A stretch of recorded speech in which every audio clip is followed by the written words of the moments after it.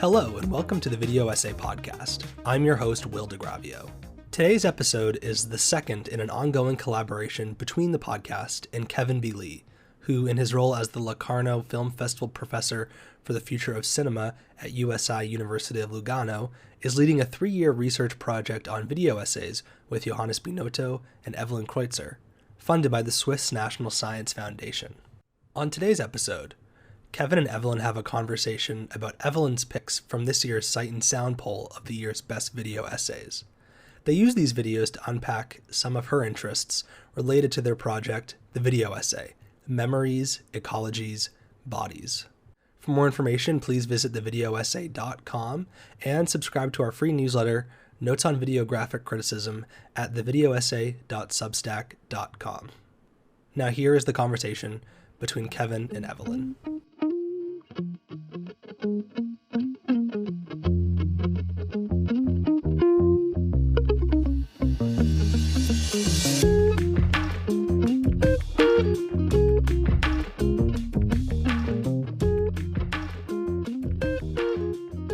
Evelyn Kreutzer, welcome to Lugano. Hi, Kevin. Thank you for having me.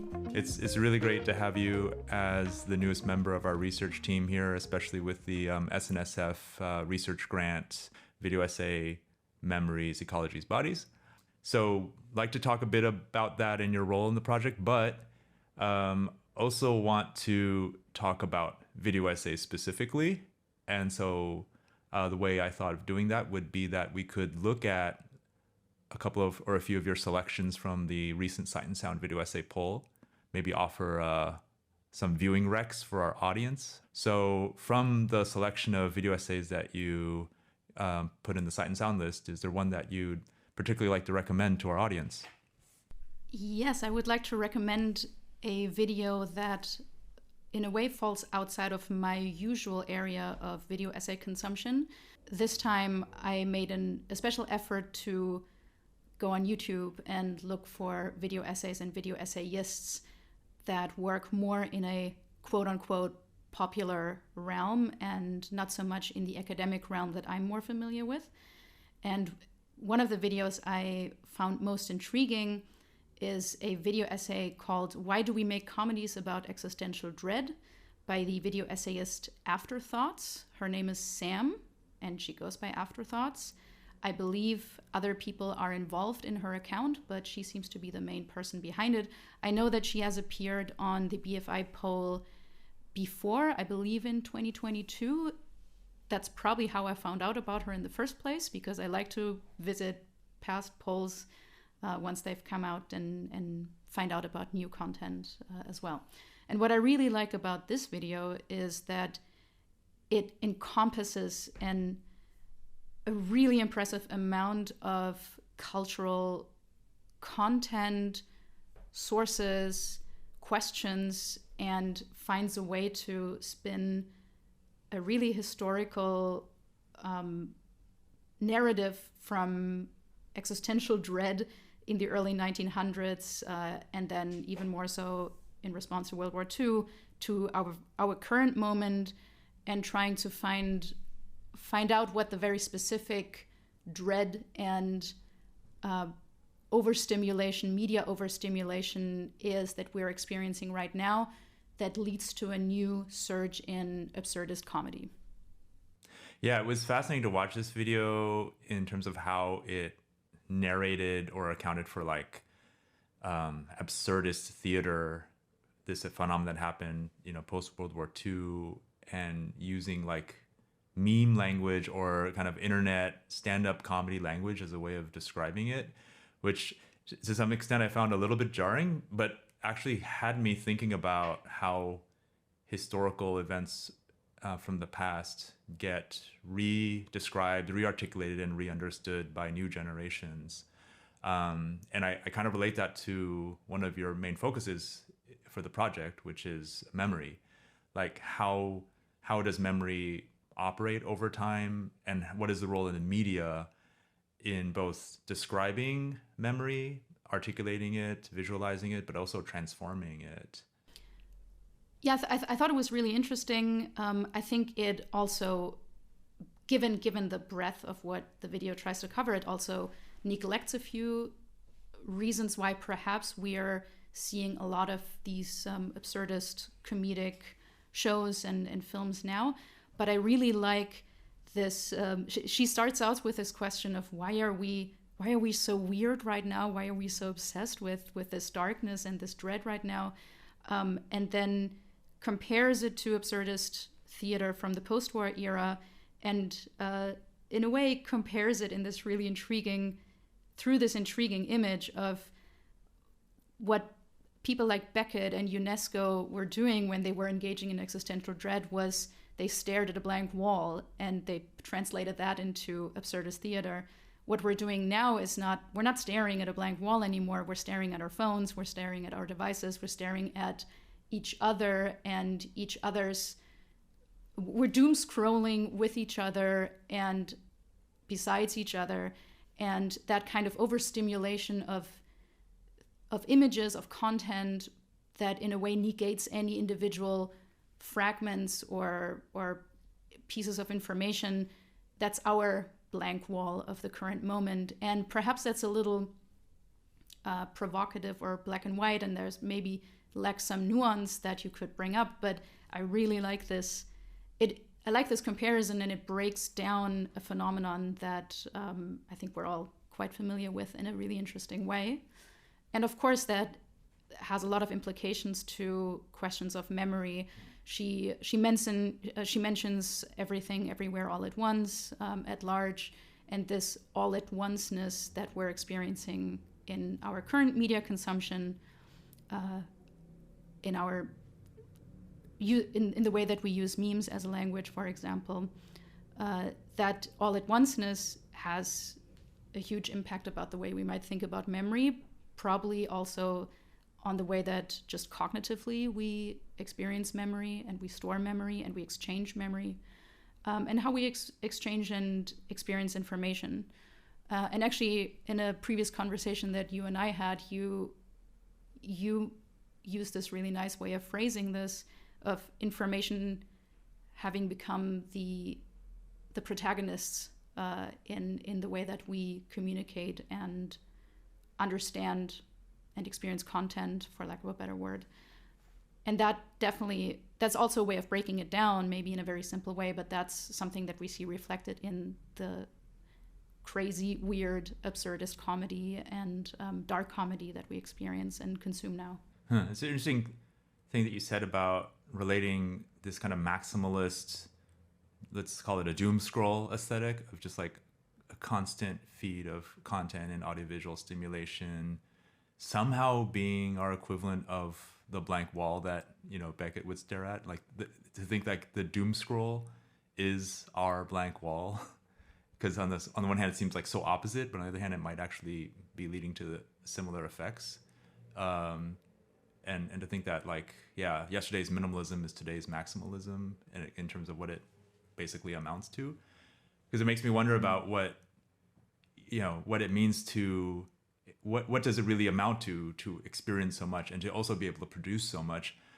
I found this video essay rather virtuosic in terms of all the different videographic little tips and techniques that it utilizes, all the sort of like YouTube gestures and, you know, jokey asides and visual puns.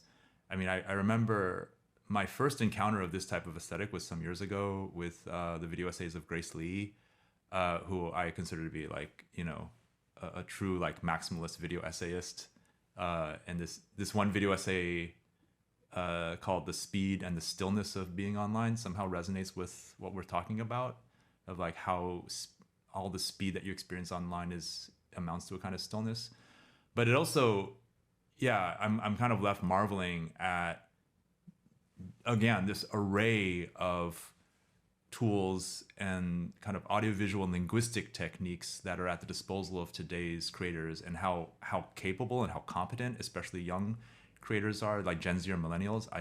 I feel very old, just kind of, and exhausted and tired, just like watching what they're able to pack into any 5-second span of their video essays, and how much time it would take for me to learn those skills and practice them, compared to how natural I assume they're able to articulate those skills.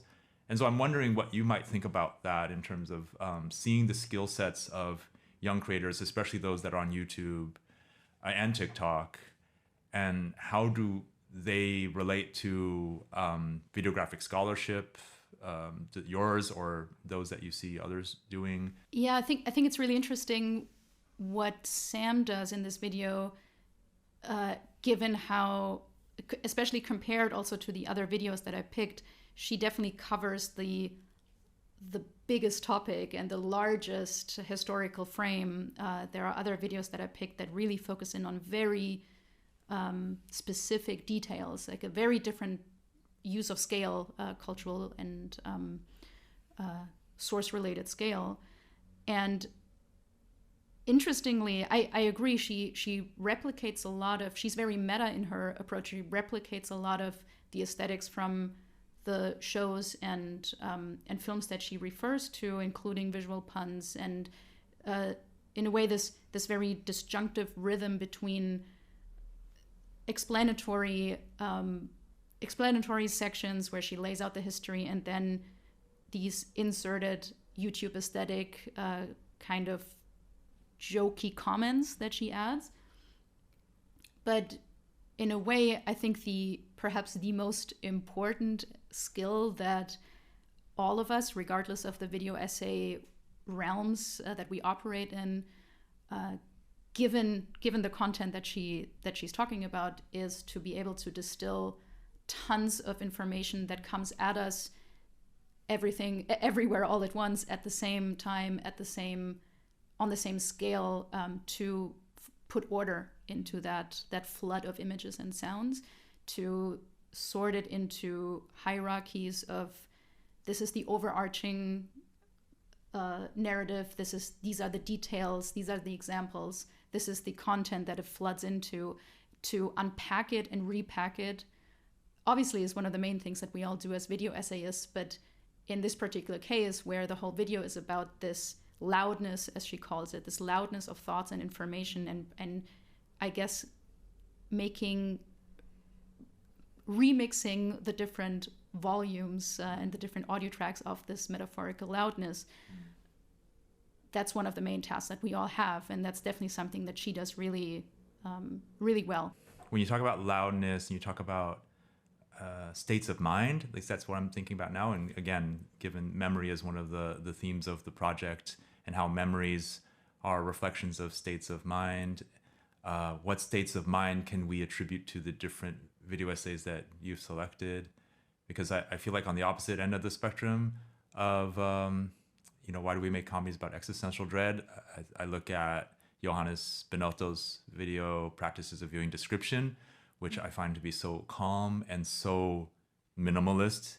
Like, it doesn't have any images that we would typically describe as images. I mean, we see a film strip being projected with writing that becomes abstracted in the form of its projection, and we're listening to these fairly meditative, contemplative accounts of cinematic memory by different videographic scholars, and I find this very effective and remarkable in terms of how few elements are necessary to create a real sense of contemplation and appreciation of the cinematic experience.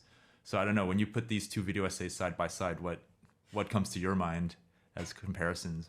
Well, I hadn't thought about Johannes's video that way before, but now I'm thinking, if we stick with this image of the blank wall, what he's doing here, and of course he's I'm sure he took inspiration from video pieces like Zen for Film by Nam June Paik and a few others. He is creating a blank wall. So of course it's not completely blank. It is abstracted colors and writing, but it is a reduced strip of film and a reduced imagery that highlights it's very much an audio piece, right? So it highlights the audio track, and it provides a blank wall for us to stare at and to fill with what we're hearing and what we're thinking. And perhaps that there's a way to read this as a generational difference in how we might approach it, or really a different way of approaching the relationship between sound and image in this case. I actually referred to Johannes's video as an anti-video essay for that reason, because it takes away the familiar imagery that we might expect here. It really draws on our imagination to fill the blank page, so to speak. But perhaps it is actually an even more, not conservative, but more traditional approach to video essay making. I hadn't thought about it that way before. Well, when you say what is, a conservative or traditional approach, well, on the other hand, it's a video essay without images. So I don't know how conservative or traditional, that would be. When I think of what's conservative or traditional, I think of the classic analytical mode, where it entails a kind of close reading of a scene or of audiovisual footage. And so I think of two examples from your selections: Creative Geography, Creative Connections by John Kibbs, and Extra Local by Jacob Smith. Mm-hmm. And yeah, it's interesting to think of these both as instances of, they are made by film scholars, professors in institutions who were practicing film studies and a close reading based type of film studies before they even started doing videographic work. But at the same time, I think of them as really upholding a certain relationship to images that, again, I find to be on the opposite end of the spectrum as Why Do We Make Comedies About Existential Dread? Because that video essay probably has more images than your other 6 videos combined. But I don't know if there's ever a moment where it's analyzing or commenting directly on an image that is being presented. And there are different reasons for that. I think that's just become the norm with YouTube video essays because of the way the algorithm works. You're not allowed to let a scene play out for an extended duration that would then allow you to comment analytically on that footage. So these 2 video essays, they work outside of YouTube. And for that reason, they're allowed to really immerse themselves in a analytical mode, studying the footage that they're presenting. So then it's also, and getting back to this question of memory and mind, like what kind of memory and what kind of mind do these video essays produce? Maybe also to clarify what I meant by a more conservative or traditional approach that one might see in Johannes's work, and I also don't want to offend him by calling him a conservative video essayist by any means, but his video is in part very directly, obviously engaged with the question of analog and digital in the aesthetics that he uses with the film strip, the stripped down film strip, but also with his engagement with people's memories of earlier film experiences. And that's a different type of approach to memory or reawakening of a memory than what I see in the Afterthoughts video, which first of all is not concerned with analog or digital questions at all, I don't think, and not so much with the history of visual references or visual referentiality in the specific pieces that she talks about, but more so with imbuing this loudness that she replicates with an historical trace. And actually, I agree that it's a much more explanatory video in many ways, and it doesn't alter or manipulate the footage that it uses in the way that a lot of the other video essays that I picked, or a lot of the video essays that we usually talk about and that we make does. There seems to be a difference between quote unquote YouTube popular video essay making and quote unquote scholarly video essay making, this concern for altering the image or letting images play out. But there's an interesting dichotomy here between what can we call explanatory or traditional, and what can we call experimental and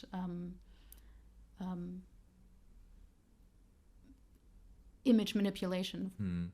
It's interesting what you just said about what this afterthoughts video essay might really be doing. It's not so much analyzing these movies, but more conveying an overall, well, to use the cliche term, vibe of what it is to watch these films within the context of living today. So to me, that makes me wonder, are video essays sometimes meant to just transfer the vibe that one gets from watching the films that they're being talked about, or what is at stake in the act of transferring that video essays perform? Like, so I think about Raisin in the Sun, the moving poems video essay that you highlighted, and how that itself is a video essay about transference, like how a written play gets transferred into a performance, and then how that performance gets transferred into a film, and then how that film gets transferred into a video essay based on a poem that I think somehow that inspired the play. Right? It's a very beautiful piece. And so you have that as an example, and then Hello Dankness, which is really a surprising and delightful selection, because I saw that at the Berlinale in the cinema, and it was just kind of a strange experience to be in this big screening room watching footage from different movies from the 80s and 90s remixed in such a way as to tell the story of the Trump administration. And that was a very strange feeling of transference of and not just the Trump presidency, but the Trump presidency as understood through different memes that circulated during his presidency. So it's like memes as a way of telling history and mediating, current events, but then memes getting transferred to 1980s and 1990s Hollywood movies, so that they memes were being turned into movies, or movies turned into memes, whatever. It's just transferring, layers of transference happening all around with this film. Yeah, it's really interesting to think about Hello Dankness and the Afterthoughts video essay side by side, because in some ways I think they're fairly close to each other within my selection in terms of the flood of images that they provide. As you said, the Afterthoughts video shows you a ton of footage and a ton of different sources, and so does Hello Dankness. I mean, I didn't count how many films they're using and remixing, and also both of them appeal to this memified way of remembering through audiovisual media and remembering them. And both of them are also concerned with imbuing their media objects with a sense of history, only that Afterthoughts, or Sam, goes by, or Afterthoughts is trying to create an historical narrative and backing for why we're so obsessed with a certain type of absurdist comedy right now. And Hello Dankness really creates an artificial or an anachronistic history of the media that they're using, where they're openly being manipulated in really skillfully so, I would say, and fit into a way the history is taking out of these sources that come from very different times in American cinematic history, and they're all put into a relatively short history of the present or of the last few years. So they're both dealing with memory and history and creating new mnemonic narratives, but they're going in opposite directions with how they're going about it. And at the same time, they're also polar opposites in the way that they're being received, these videos. That's partly why I picked them. I find it quite fascinating that Hello Dankness is, in a way, reminds me of guerrilla video art from the 60s and 70s, in that it really lives on the basis of word of mouth and events, in-person events. It only shows at festivals. It's not available online. It's not available for purchase, I don't think, because of the copyright issues involved and just the vast amount of sources that they're using. As far as I know, they're traveling with the film, probably still, I'm not sure, or maybe they've just taken a break after doing it for a year. So it's almost like a concert that's on tour, on a global tour. Whereas the Afterthoughts video is a fairly classical YouTube popular video that is openly available and accessible. So it's really interesting how we might think of either of those as archival practices and archival revitalizations, where they're both, I consider video essayistic practice as an archival practice anyway, and curating any amount of media sources into a conversation, a videographic conversation, is an archival undertaking.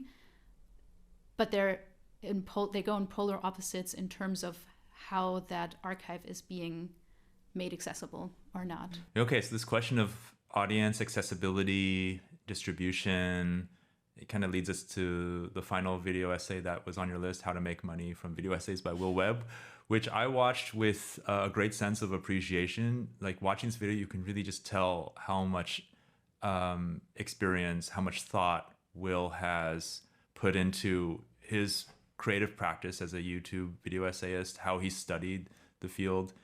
And I have to say, I felt a lot of nostalgia vibes for how I started with YouTube back in 2006, 2007. And it was just really a completely different ecosystem than what it is today, because I didn't put nearly as much thought in what I was doing as he has.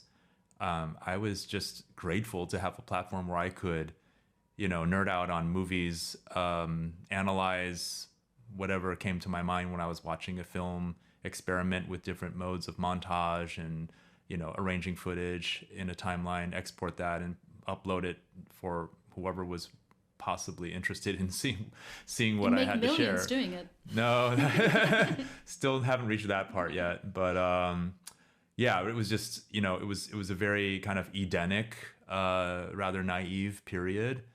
And watching Will's video, I was very impressed, but I also kind of wondered, like, if I were coming up today, would I even bother? Because it just feels like so much work. But my question for you is, as a videographic scholar, primarily situated in academia, what is it like for you to watch this video and to see someone else's circumstances in pursuing video essays and videographic scholarship? In some ways, what you just laid out, the transition that you've experienced and seen, sort of parallels what we were talking about earlier, right?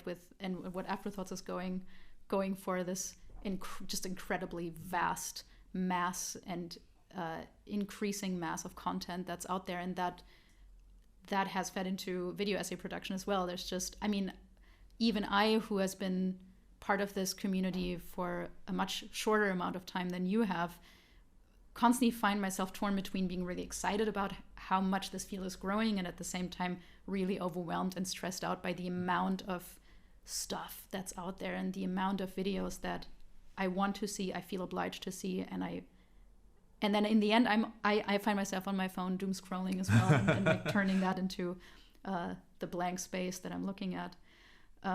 So I think it's very much part of what you're describing.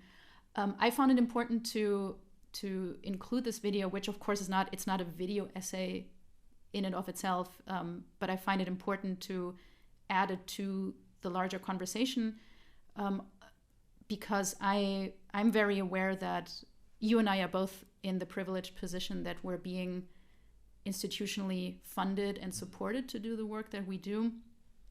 I so far have never had to seriously worry about whether or not I would have the money to make my video essays, because I have made them out of the comfort of an academic position. And I'm very aware that that's not true of most of the YouTube video essayists and a lot of the film critics that produce content in this format. This is really a scholarly privilege for the most part. And since the BFI poll is also, I think, a really good platform to bring those different realms of video essay production together, I find it important to highlight that. I think as scholars, we sometimes, when we're just talking with each other, we forget that there's a real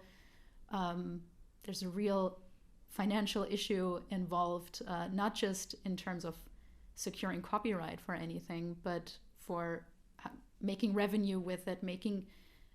We might look at the number of our views with existential dread because not enough people are watching our content, but other people look at these numbers as indicative of whether they'll get to make another video essay or not, right? Yeah, it kind of takes us back to the start of this conversation, because you were encouraging our listeners to have an expansive, curious, and diverse diet of video essays.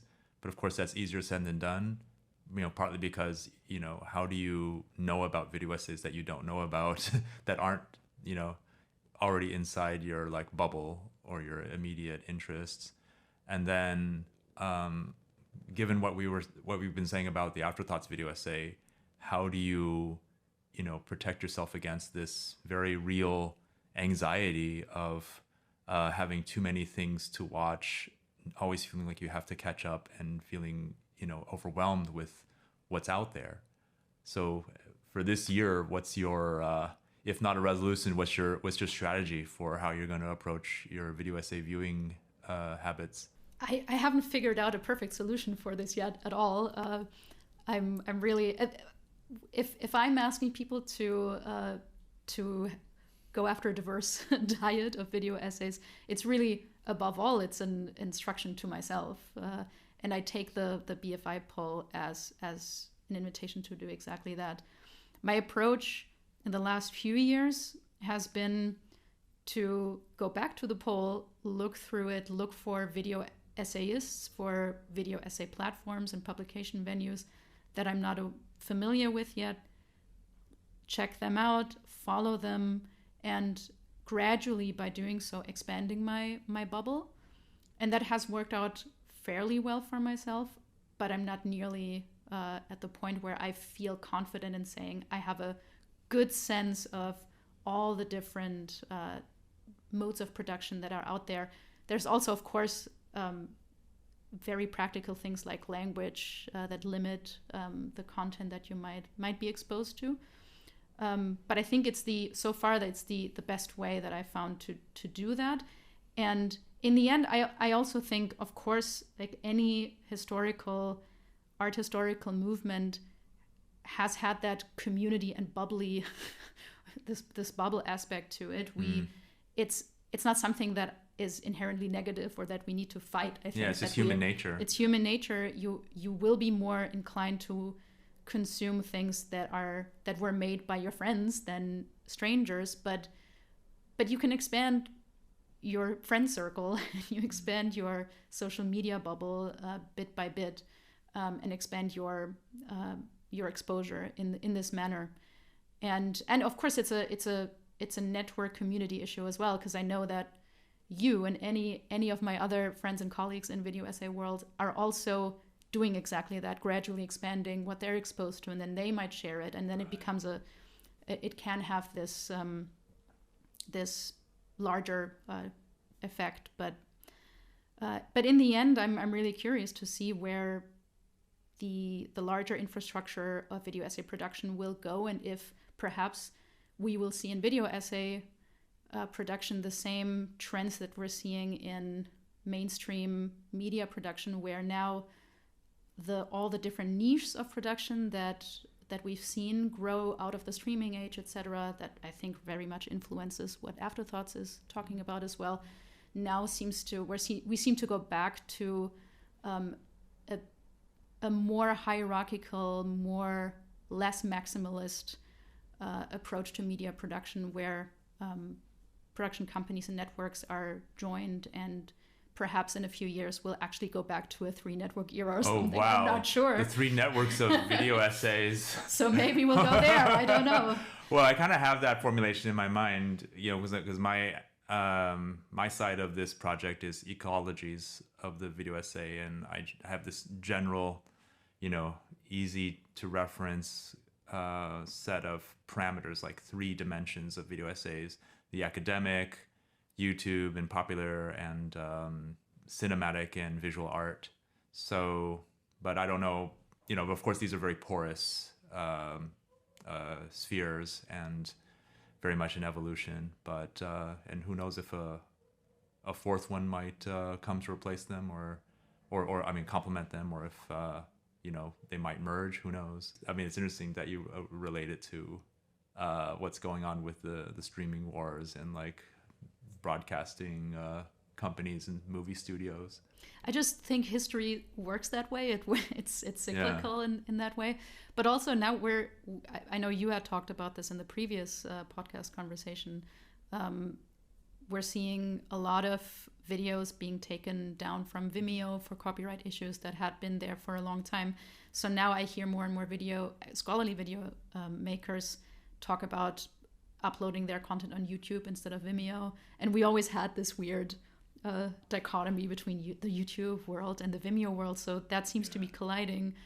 Perhaps that's where we're going, that now sooner or later it'll just be YouTube or personal conferences, in-person events. It really makes your head spin to think that YouTube is now more amenable or hospitable than Vimeo. But hey, just the start of strange plot twists to expect for this year. Yeah. So and we'll have to organize some watch parties here just to kind of keep each other apprised on what's coming our way.